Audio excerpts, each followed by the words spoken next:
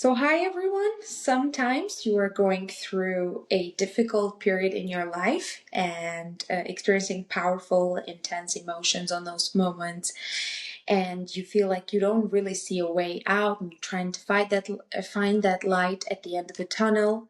But today we have on the show a guest that actually did find that light at the end of the tunnel and built that way out himself. He is today with us. Welcome, Kevin. Maida, thank you so much for having me. I'm excited to be here. As I told you behind the scenes, I'm excited to chat. I am so excited for you to be here as well, Thank you. and thank you for accepting the invitation. Of course. Just to inform the audience, when I read your bio, you expressed that you had a dream life, you had a sports car, you had a great job, you had a beautiful girlfriend, everything, and you still ended up debating suicide. Do you want to share with the audience how did you end up contemplating it, and obviously if you're comfortable with that topic? Yeah, of course. Yeah, so for context, I was raised by my mom and my grandmother. I didn't know my dad. I didn't meet my dad until I was 27.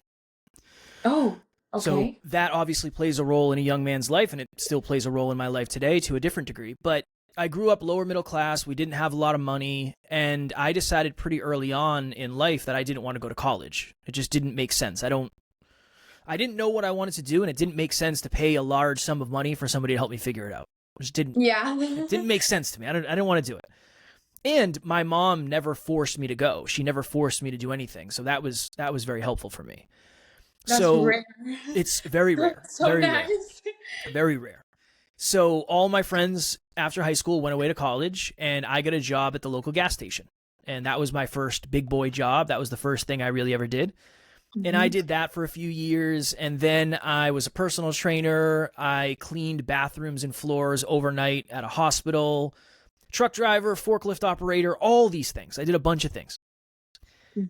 And eventually it got to the point where I was feeling like I was down on my luck, and I was starting to regret the fact that I had not gone to college, because I was in my early 20s and I had no prospects of really good jobs. And I was starting to get nervous. I went to this job fair, and I was able to get a job in an industry called weatherization. All that means is we would go into large buildings and we would make them more energy efficient. That was my job in a nutshell. Okay. But the company that I was going to work for worked on state or government contracts. So I got paid anywhere from $60 to $120 an hour, which is a lot of money in the U.S. That is a lot of money. I think here too in Sweden. I'm sure it probably is. High-paying job. Right? So in my mind, I was now going to be successful.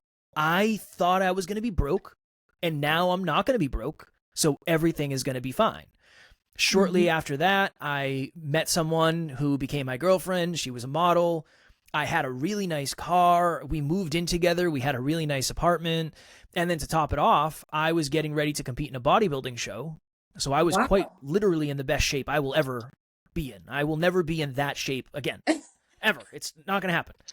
So I think don't demotivate yourself, because well, you never know. It requires a lot of hunger, and I don't like to be that hungry. Like I think I could do it if I wanted to. I just am not willing to suffer like I was at that point. Okay. But you can see from the outside looking in, health, wealth, and love. It looks like I have everything. Yeah. But internally, I was depressed, and I was anxious, and I had imposter syndrome, and I felt stupid, and I didn't feel successful. I didn't feel any of those things. So one day, my girlfriend sat me down, and she said, "Hey, I'm leaving. It was terrible. You're not the man I fell in love with, and I just don't believe you can support me getting to where I want to get to in life." And she was right. Unfortunately.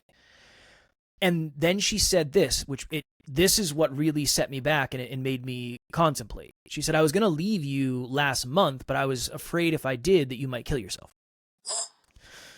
Yeah. And she wasn't saying that in a bad way. She wasn't talking negatively. It was more like, I'm worried about you. I'm worried about your mental health right now.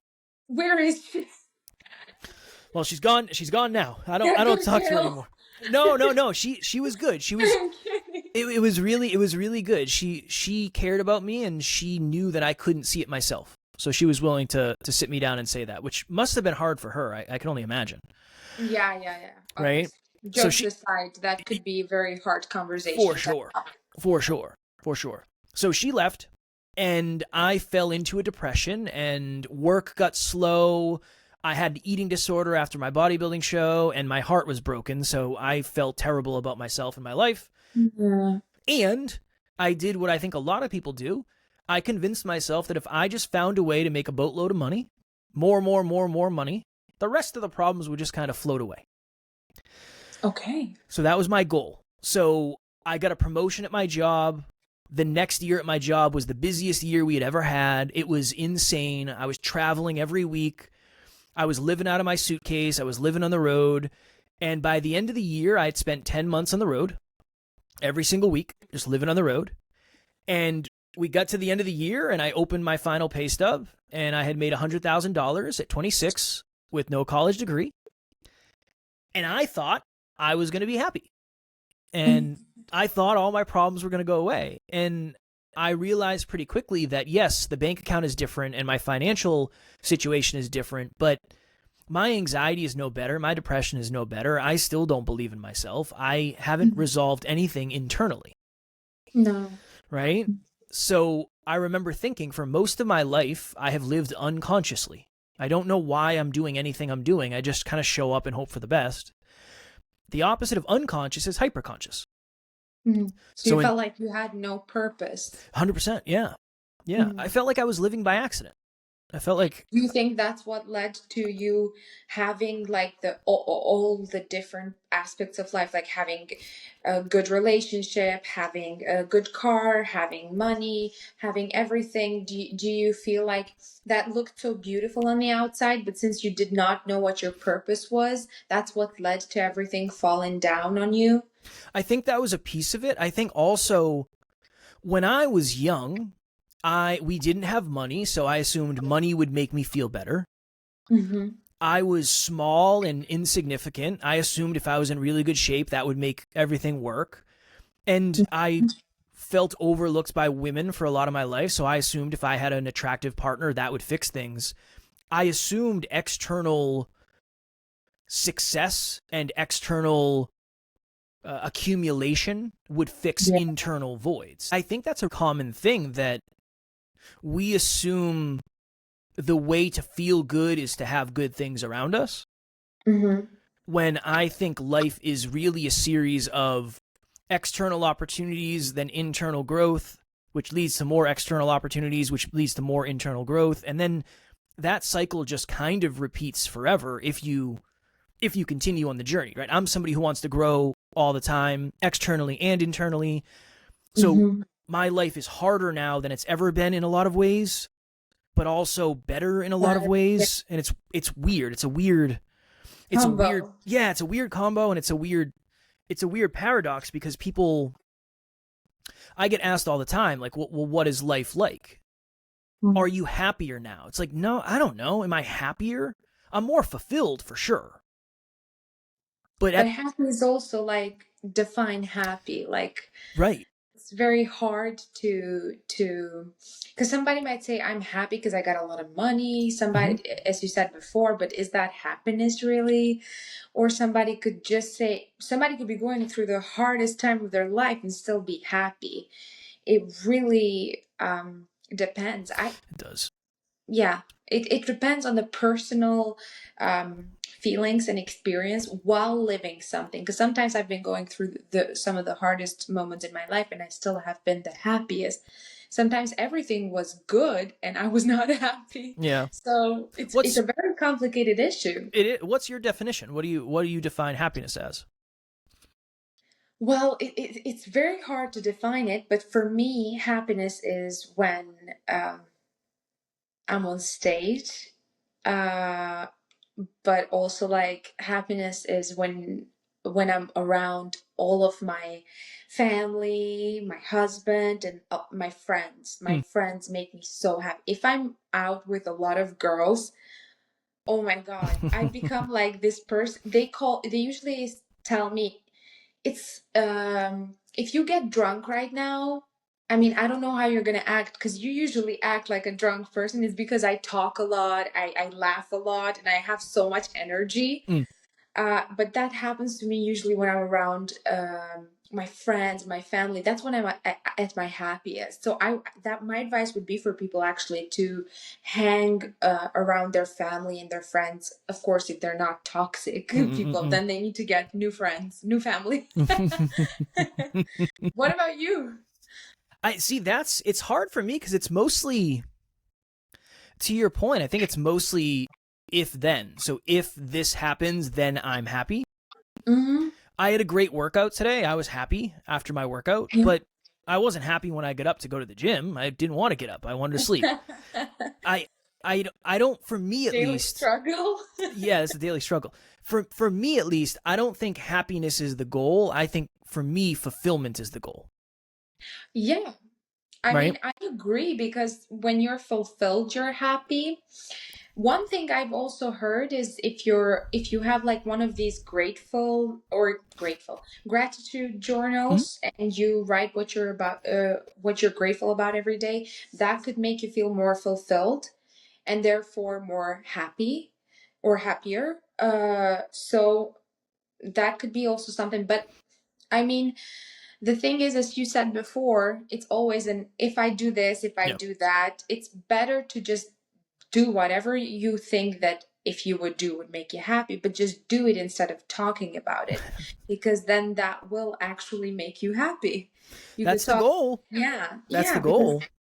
But I think fulfillment is so much harder because I think fulfillment is on the other side of doing something that you don't really want to do necessarily, but you know you should, and you grow and you contribute. I'll be very honest. Today, I think I'm recording, I don't know, like maybe 5 episodes or 6 episodes today. Something. There's a lot. Recording a lot of wow, episodes. Yeah, a lot. I'm not happy necessarily the whole time, no, but when that would be called mania. yes. But when I get to tonight and I look back on my day, I'm going to have a moment of gratitude, to your point. And Mhm. while I'm not always happy in the process of doing this in the day to day, in the grand scheme of things, I am super fulfilled that I get to do this. And I Yeah, think that's the juggling act. If the only thing you ever look forward to is vacation, I don't think you're going to have a great life. I don't no, It's because you're just going to have peaks and valleys of happiness. There has to be something that fulfills you, which requires you to grow and contribute towards something that you might never accomplish, but you'll evolve doing it. I think what makes it also, to your point, even a greater feeling and a better experience, a euphoria kind of feeling when you're happy, is if you have struggled so much to get there. Mm. If you've gone through very hard challenges, and now that you're there, you appreciate it more, you experience it even more. Yeah. So I think that's also like part of it. Some some people might wonder, when they're at that moment of feeling low and having very I don't know. There's this Demi Lovato song, for instance, where she's talking about how you shouldn't like make a decision when you are. I can't remember the name of the song, but it's like when you shouldn't make a decision when you are at the peak of your feelings, Mm. being so high, intense emotions, and therefore you don't have to act based on those emotions, because you could do something that you might regret Mm-hmm. later. So I want to ask you, some people might wonder, how do they get out of that? I'm going to call it rock bottom, if you're having so many like sad, high, powerful, intense emotions. How did you motivate yourself, or what clicked that you got out of that? I I reached out to someone. Yeah. Okay. I reached out to someone and said, "Hey, I'm really struggling and I'm having these thoughts and I don't know what to do." And Mm-hmm. I was vulnerable with somebody that I trusted. They gave me a new perspective. They listened to me, and that for me was, yeah, that was instrumental. I think the thought process is, don't make a long-term decision on a short-term emotion. Yeah. All right? Yeah. Don't You might be having the best day ever, and you Mm-hmm. might go, this is a good example. Somebody makes a little bit of money. They're feeling good. And then Mm-hmm. they go buy a new car that costs them $700 a month, and they don't understand that this good feeling is going to go away, and you have to pay for that car for the next 5 years. That's That's me. tough. Same as well in the past. I've learned a lot about that through pain, massive pain. But a lot of people make very short term, very long term decisions based on short term emotions. If you just Yeah. met someone and you got married, that could potentially lead to some resistance down the line. So, one, I think you have to reach out to somebody that you feel safe with. That's one. Two, one of the most common things I've seen is oftentimes we find ourselves struggling and we feel like we're at rock bottom, and we Mhm. assume we got to rock bottom overnight, and we assume we're going to get from rock bottom overnight. You Yeah, that's a good one. that's a big one. I would say Mhm. do something incredibly small. That's it. You're not going to necessarily go from rock bottom to the peak. You're not going to overnight, but you can take one step or two steps or three steps. So I would say take the smallest digestible step in the right direction, reach out to someone, and to your point, look at all the things that you might have that you could be grateful for that you haven't checked in on in a while. I think that's a really big mindset shift as well. Yeah, and I totally agree. I mean, preach. That's all I gotta say for that part. That was really good. Well said. Thank you. So, but there are some people that do. Now there's different sorts of situations, but there are some people who really find it hard to reach out for that help, Yeah. to reach out to a person, and it has happened to me in so many situations where I notice that someone is struggling, and therefore I offer to help, and I'm very persistent, so I do it maybe quite often because I know that in those moments you're just like, leave me alone. I just want to be alone. Mm. But then if I see that they're contemplating like suicide, for instance, or if they are like, if I don't trust them being by themselves, I become even more persistent, but it doesn't always work. Yeah. They're always sometimes like, I just don't want to talk to anybody. Nobody can help me. What do you do then? That is when I think there's most likely professional help needed, Yeah. whether it's a therapist or whether it's a counselor or whatever it is. That's the thing is, oftentimes when people feel like they're at rock bottom, it's a context thing. It's the lowest they've ever been, but it doesn't mean it's as low as they can go. But I think connecting that person, or if it's you, connecting with a professional who can literally sit you down and say, look, you're not alone in this. This is super common. Therapists and counselors wouldn't have jobs if everybody in the world didn't have problems. Right? Yeah. If everybody was just like, oh, everything's amazing, I don't deal with anything. Even as somebody who has coached hundreds of people and somebody who has a business built on quote unquote success, I still have days, I still have moments, I still have hours, right? Of course. I think that when I was struggling, I reached out to a friend of mine who I felt I trusted, and then I went to therapy, and I normalized the feelings that I was having, and I shared with somebody. And I understand, as a man who thought I was going to get judged by my friends, and I thought the therapist was going to judge me, and I didn't want to look like an idiot. I was so afraid of going to therapy. So Especially, nervous. okay, so the, I guess the peer pressure of guys being like, dude, you're a man, Yeah, toughen yeah. up.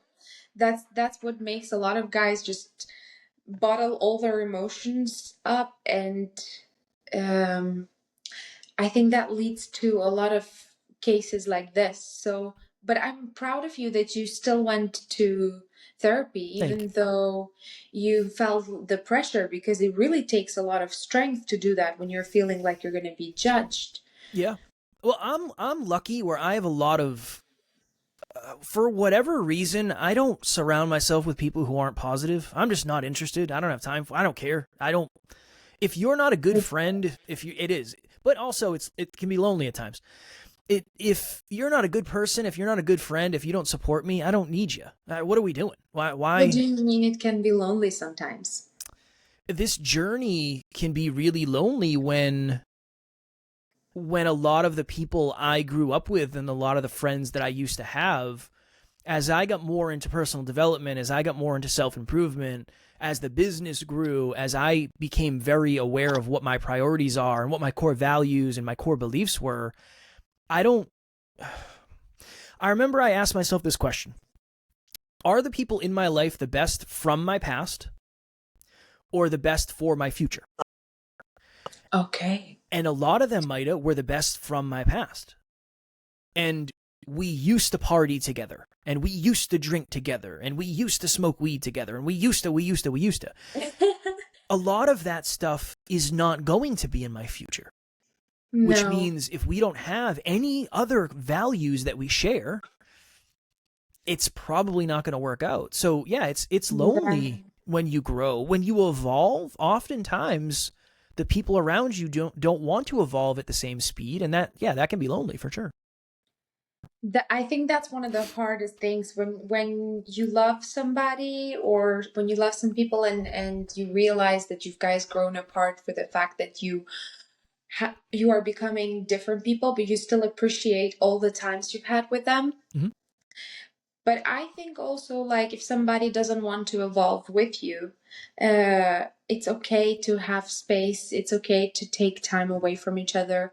But at the same time, sometimes if you're willing to still be friends, you could maybe ask them. I mean, if you mean so much to them, you could maybe ask them to not do those things in front of you and find Mm-hmm. something else that you might have in common. Yeah, If yeah, the friendship really meant something, then we also have like passing friendships. I like to call them passing friendships, like when you have tons of friends and they're not like really close, but you've also had so many good times together. yeah. Well, It really depends. it does. It's very personal. That's one. The second piece is it depends on how much you value friendship. I don't need a lot of friends. I'm low maintenance. I'm easy. I require very little attention from other people. I'm good. I'm like a cactus. Just put me in the corner and I'll be fine. I don't need that much light. I don't need that. It's fine. It's gonna be fine. Water once a month. Once a month's fine. Yeah, I'm good with that. That's cool. Right? Come over and say hi to me, and that's fine. That's really all I need. I think about it, and we talk about this often, and I've talked about this many times. I think about it as there's 5 buckets of people. There's bucket number 1 is nostalgia. So these are people that you see like once a year at birthday parties, that type of stuff. And what you were just saying, you have nostalgia. We used to party and whatever. That's nostalgia. The second bucket is maintenance. These are people that are in your life and you have to pour into that relationship in order to keep them in your life, but you know they're not necessarily trying to get to where you're getting to. Yes. Right? So that's maintenance. A third bucket is mentee. These are the people that value what you value, but you're ahead of them and they look up to you in this given arena. Yes. Fourth bucket is growth. These are the people that are on the journey, on the mission. They're doing the same stuff you're doing. They're doing it, and you're growing together. That's I growth, think, yeah. right? And then the fifth bucket is wisdom. These are people that are 5, 10, 15, 20 years ahead of you, and their day-to-day life is your dream life. And what I've noticed is when we feel the most stuck, it's usually when we're spending the most time in the nostalgia and the maintenance buckets. Oh, yes. Unfortunately. So I'm not saying, and to your point, Maida, I'm not saying you have to cut these people off. I'm not saying that. I think it probably would benefit us all to reallocate time from relationships that bleed us to relationships that feed us, whatever that means to you personally. Yeah. Yeah. No, but totally agree, Kevin. I mean, um, the thing is, as you said, you dwell on nostalgia sometimes because of when you're feeling at your lowest sometimes. you want to think of the good things. You want to make yourself happy. And I'm not saying that there's something wrong with that. I'm just saying that if you get stuck on there too long, you might not be living, or you might be living in the past, as some people say. And that's not good either, because you're basically, for me, it feels like when you're living in the past, it feels like you're removing years from your life. It's fair. Sort of, you're not allowing yourself to experience new experiences and make new memories.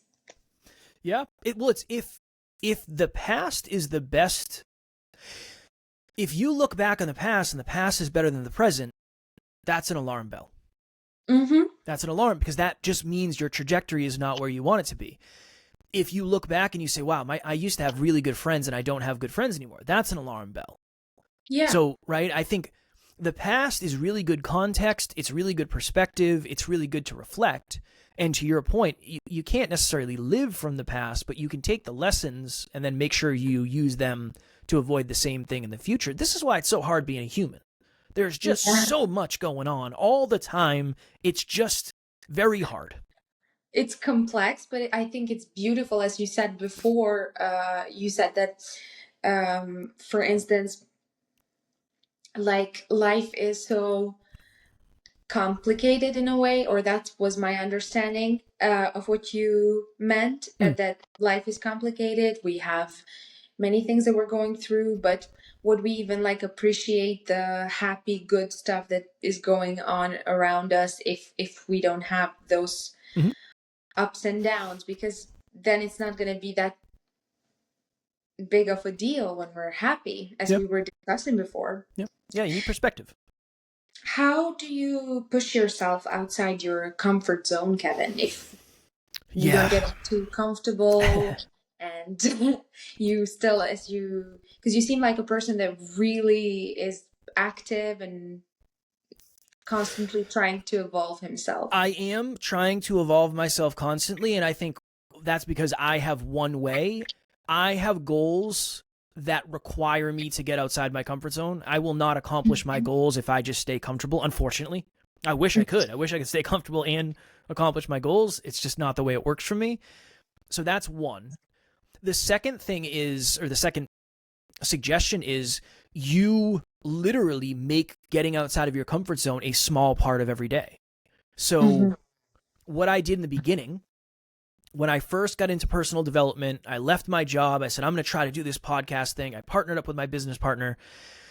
I went to him and I said, I need to start practicing some positive habits. What do I do?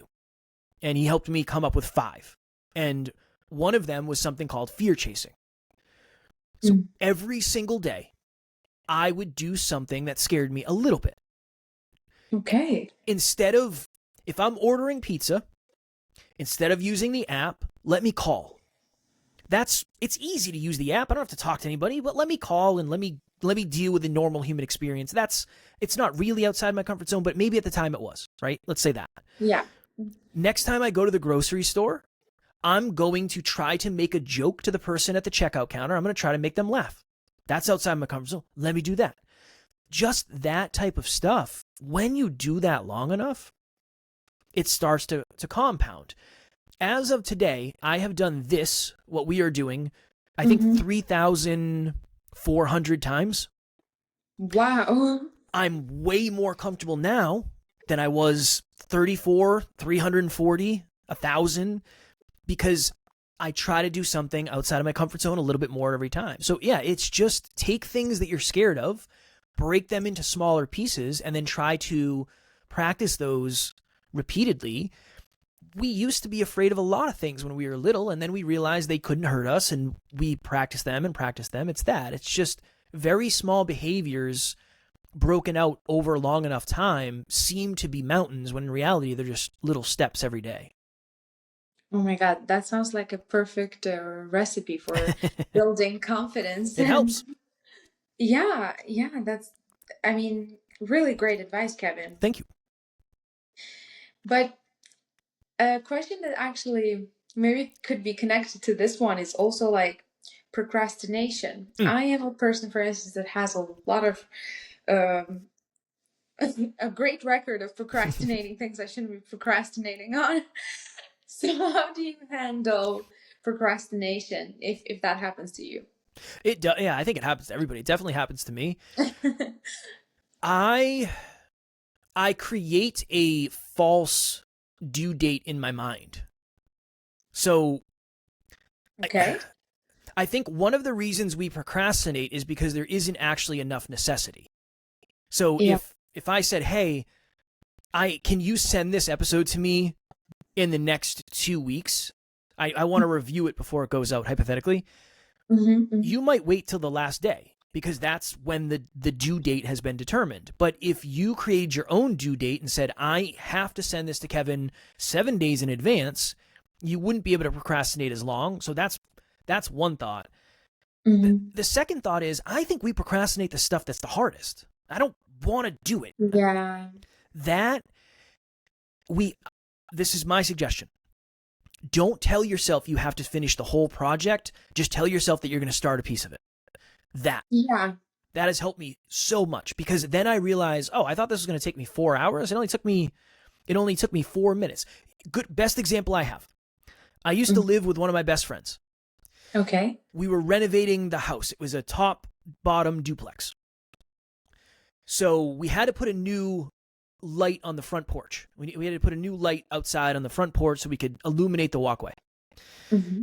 And we said we were going to do it one weekend, and we looked at the box and we're like, that looks complicated. We're not going to do that. And we kept putting it off. We kept putting it off. We kept putting it off. One day we said, look, let's just go see how the other light is even on there. Let's see what happens. That was it. We realized, this is way easier than we thought. This is going to be fine. It took us 15 minutes. 15 minutes. Technically, it took us 4 weeks and 15 minutes because we kept procrastinating it. But if we just said, let's go take a look, instead of let's finish the whole thing, we would have done it a lot sooner. So instead of thinking I must get it done, I would start with gathered data. That is the best advice I can give as somebody who still procrastinates, just way less than I ever have. Okay. I mean, I think starting small could help in a lot of things. Mm-hmm. And just like you said, starting small and like trying to build your confidence as well, by doing something that is like talking to the cashier at the grocery store or something like that. I mean, it sounds like it's something that, by taking small steps, you could achieve bigger things, if I can put it that way. Mm-hmm. Yep. As long as you do the small steps consistently. Yeah. Consistency. I mean, that is the key. I'm doing an episode, or I'm researching an episode about discipline and consistency. There's a lot of military advice from people that I've seen on YouTube. It's like what I'm fascinated the most, maybe that's why YouTube shows me that as well, is the buds training. Mm-hmm. I think I'm European, but if I was American, I would love to try it. And I told my husband that, and he's like, do you want to be so big here after? I'm like, I'm not going to be big. I'm a woman. He's like, yeah, but you're going to have to be able to do 30 push-ups. Like, chill, I'm European. I'm not getting that. But that's, I was doing research on that, and those people have crazy discipline. That's, I mean, if a normal, but I mean, if a random person that does not do that has half of the discipline they have, I think procrastination wouldn't even be a thing. I agree. That is something that I've had to practice so much over this journey. And so as of today, I think we've done an episode every day for 1,600 days in a row or something. So an episode Monday, Tuesday, Wednesday, Thursday, Friday, Saturday, Sunday. We haven't missed holidays, travel, birthdays. It doesn't matter. That is a level of discipline that I didn't know I had. But the goals that we set, going back to one of the reasons I don't procrastinate, and one of the reasons I've had to get outside of my comfort zone so much, the goals require it. It's not even that I don't necessarily want to be this disciplined. Now I do. But the podcast has made me. If I really say I want to have a Yeah. successful podcast, I can't be missing episodes. That's not a good look. I can't lead by example if I'm missing episodes. So the No. goals we set dictate so much of the skills that we have to develop. I just don't know if we realize it at the time. If somebody else is because the podcast is now your full-time job, if I Mm-hmm. Yeah. am correct. If somebody else is aspiring to have a podcast as a full-time job and wants to be as disciplined as you are, what would your advice to them be? Ooh. You can really only have 3 priorities at a time. Honestly, you can really only have 1 priority at a time. You have to make the podcast a non-negotiable. To me, I will not miss an episode. It's not allowed. I can't even imagine it. I will not miss an episode. It won't happen no matter what. It doesn't matter if I'm sick. It doesn't matter because it's a priority. I will record a podcast episode before I eat dinner, before I go to the gym, all of that stuff. I just think we have to understand how hard it really is going to be. That, and you're most likely going to have to say no to things that you want to do, but you know you shouldn't. That is, podcasting is one of the things, I mean, it's one of the most important things in my life, right? It's that. So great to hear. It is. And I've also had to say no to a lot of stuff that I wanted to do. Name 1 or 2 things. Oh my goodness. Bachelor parties, concerts, cookouts, dinners, weddings, all of them. All of them. I have just started in the podcast industry, if I can call it like that. Yeah.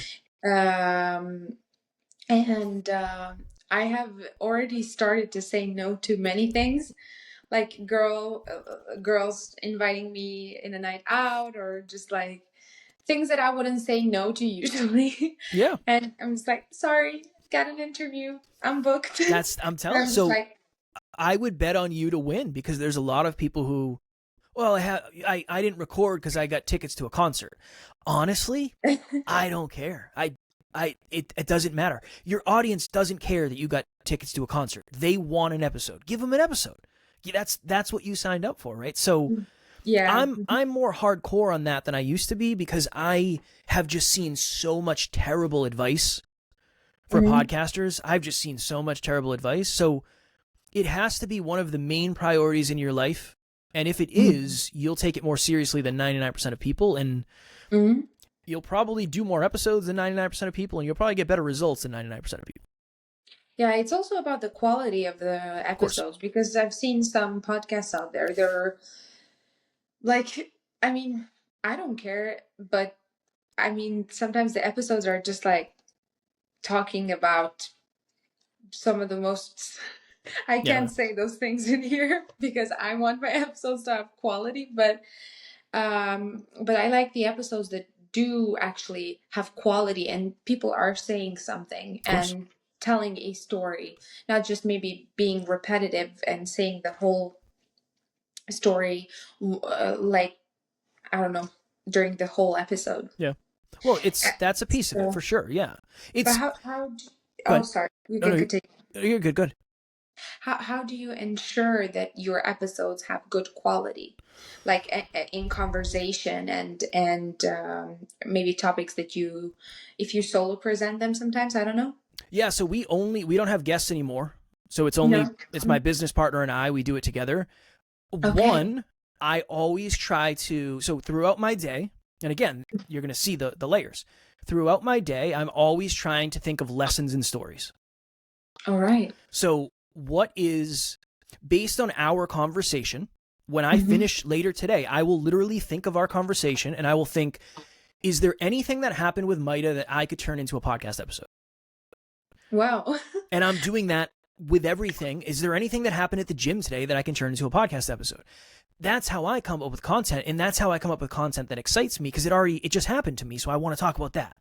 That's very creative. That's been one of the most helpful things for me. Tools, yeah. Some other people, they like to do I think of a story and then I try to connect it to a lesson. Some people like to think of a lesson and then they try to find a story. Depends Oh on, yeah, that's harder. that one is harder for me as well because I'm more Yeah. creative, quote unquote, but Yeah. my business partner is an engineer, so he has a lesson and then he has to find a story to make it land. So we're opposite on You're that. like, I already have a story. Do you have any lessons that That's the way. connect with my Yes. story? I'm the same way. I'm the same way. If you had to start over from scratch, what would you do differently in your life? In my life or podcast? You could take this question with podcasting as well, Okay. or from the moment you started your self-improvement journey. Okay. When you, I really like what you said in your bio. You said some people hit rock bottom, if I'm not incorrect, and you said my rock bottom had a basement or something like this. I Yes. really like that. Yes. Some people hit rock bottom. I found out rock bottom as a basement. Yeah, that's Yeah, yeah, unfortunately that happened. Yes. I So I told the story about when my girlfriend left me. yeah, yeah. After that, I then became quote unquote more successful, quote unquote, Mm-hmm, realized that wasn't success, started a mm-hmm. podcast in 2017, fell in love with podcasting, started to hate my job, and then I ended up sitting on the edge of a bed contemplating suicide later that year. Yeah. If I could do that all over again, the I would have stopped at rock bottom and I wouldn't have kept digging. So I, instead of saying I need to make as much money as possible, I Mm-hmm. probably would have said I need to learn as much about myself as possible. And I think that would have saved me from at least a year's worth of pain, but I wasn't ready. I wasn't ready yet. So I would have went inward and learned about me from a self-awareness perspective as Mm-hmm. opposed to thinking more external accomplishments are going to fix the internal stuff. I think that's gold. I I mean, appreciate it. the thing is that I don't think that you would have been where you are today if you hadn't gone through the hard stuff you went through. And also, you basically leave a lesson behind you when you tell this story, because a lot of people think that money is what defines success, and a lot of people think that money is what defines happiness. But then there's a lot of people out there that have a lot of money, but they're not happy and they don't feel successful. Yep. I think it all ties down to what your passion is, and if you're not doing something that you are passionate about, I think that's what, even if you make a lot of money, you could be really good, for instance, at being in, let's say, I don't know, engineer or whatever, but maybe that's not your passion. Your passion could be music or acting. Mm-hmm. If you're not doing what you love, I don't think you're ever going to be happy. So, I mean, at least to my experience in life, Yeah. I still, as I said before, behind the scenes, like, I have a job I don't like. Unfortunately, I am doing it because of document issues, but I still continue doing what I love every day. I can't stop doing it. Yeah. Music, I can't, even if I want to. I don't gain anything from it, like monetarily, I mean, and so, but I still do it. Yeah. And I have had this question asked a lot of times: why do you do? You're not gaining anything. You're not famous. You're not like. Please hold. Sorry. Do you need to take that? No, that's my business partner. I don't. He only calls me when there's business things, but no, I'm good. I promise. Okay. You're not famous. You're not this. You're not that. But I'm like, I don't care about any of those things. I love it. It makes me happy. Every time I'm sad and I sing, I feel good. Mm-hmm. Every time I'm happy and I write a song about it, I feel good. So it's like, I think the key to happiness is doing what you love. I think that's a really big piece of it. I think that's a really big piece of it. And then the understanding that there are still going to be days where maybe you don't want to do it. Yeah, obviously. Right? That doesn't mean that it isn't there and it Right. isn't near to your heart. Yes.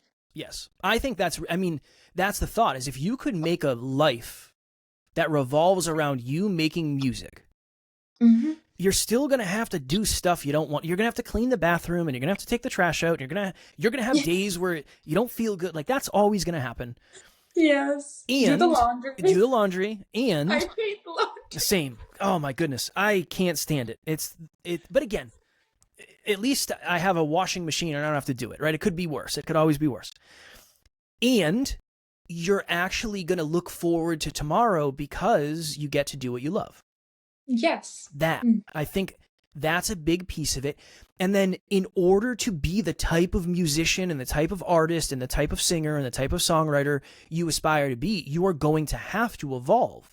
And that will be fulfilling. Yeah. That's going to be the fulfilling part of it. It's very strange. I say this to people all the time. I could give you the podcast. Here, you can have our podcast, and you can sit in my seat and you can do this. It's not going to make you any happier. No, because you did not earn that. Yeah, you didn't earn it, and it's going to be a lot more stressful than you think. Now, if you love podcasting as much as I do, maybe it would make you happier. But I don't know if I've ever met somebody who likes podcasting as much. I love this. This is the best. This is the best thing ever of all time. So I think that's an important conversation to have with yourself. There's a big difference between happiness, joy, pleasure, fulfillment. They're all on a similar line, but they're not the same thing. And I think podcasting for me is also close to my heart because of the fact that it has to do with storytelling, and since songwriting has to do with that a lot as well, I think it just ties together. But Kevin, we've had an amazing interview, and I'm very happy to have met you. And likewise. I would like you to end the episode maybe with a message for the audience, if you have any. Of course. I have probably too many messages. The one that I think is most appropriate based on our conversation is, from day to day, progress is essentially invisible, but from year to year, progress is impossible to miss. So go do a workout today. Nothing is going to happen by tomorrow. You're going to be the same exact person. But if you do that for a week, and then 2 weeks, and then 3 weeks, and then a month, around month 1, month 2, you're going to say, whoa. Things are starting to feel a little bit different here. Interesting. I can't point to you what day made the difference, because it was not one day, it was every day. So from day to day, progress is essentially invisible, but from year to year, it is impossible to miss. You just want to make sure it's going in the right direction. Need to put that message every time I'm working out. Thank you so much. You're so welcome.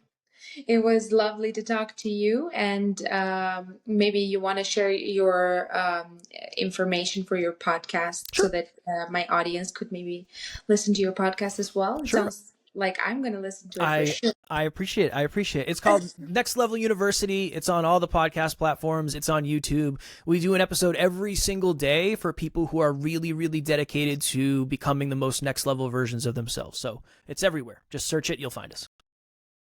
So guys, thank you so much for listening to Kevin and I.